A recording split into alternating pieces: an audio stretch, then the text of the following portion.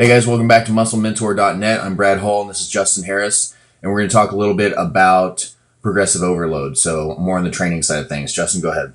Yeah, I don't really talk about training much, partly because I think training's kind of got to come from within. You either have the drive to train or you don't. I've always focused more on nutrition.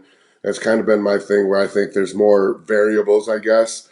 But I've just kind of been interested going back to my roots as far as progressive overload and kind of been watching some Jordan Peters stuff he's been putting out and watching his progress and then seeing the crazy progress Luke Sando's been making recently. And one of my clients actually, Dominic Trivlini, who's doing the junior nationals here coming up as a 20-year-old, and just kind of going back and thinking, what actually produces the results with training. And I think it really comes down to, how are you going to progressively overload the muscle? And the easiest way to do that is probably with weight. I don't think that's the only way to do it. I think you can, you can take periods where you progressively increase the intensity or progressively increase the volume or all kinds of different variables.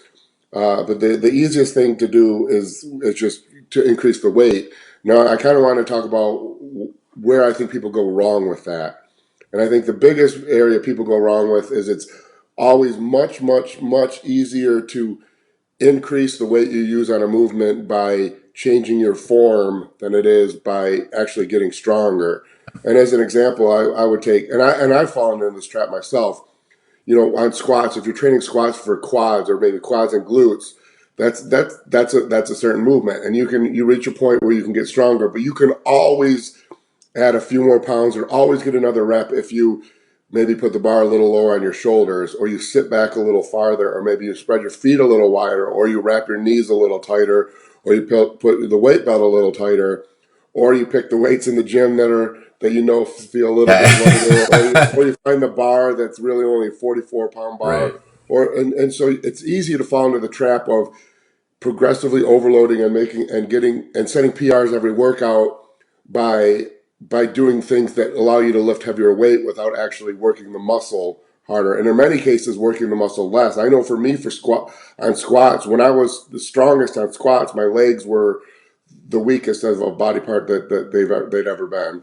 And that was primarily because I got to the point where I was able to distribute the load so well over inner quads, hamstrings, glutes, lower back, and mechanical positioning that I could add hundreds of pounds to the weight I was using and actually activate the quadriceps less. Right.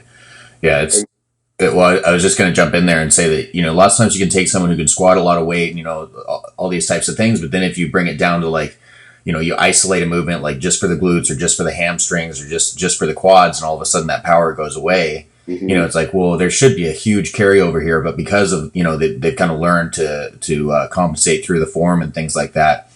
They can be doing something that a bikini or figure girl is doing to bring up their glutes, and the next day they can't hardly walk because it's so sore because they've stopped using those muscles when they're doing their big compound movements.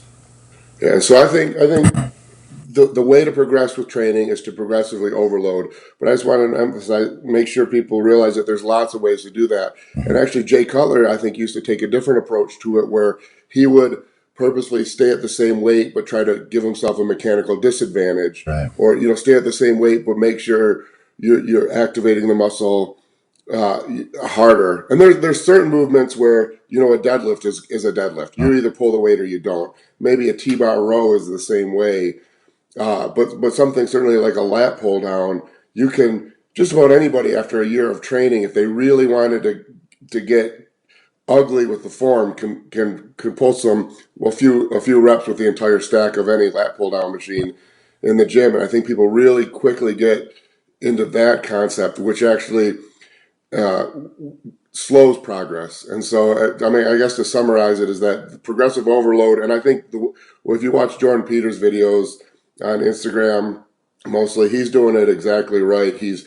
always beating the logbook, always progressively overloading, but he's not willing to change the form where he's using the muscles less. Right. I think that's why you see him growing like crazy in the last few years. Yeah, it's been incredible.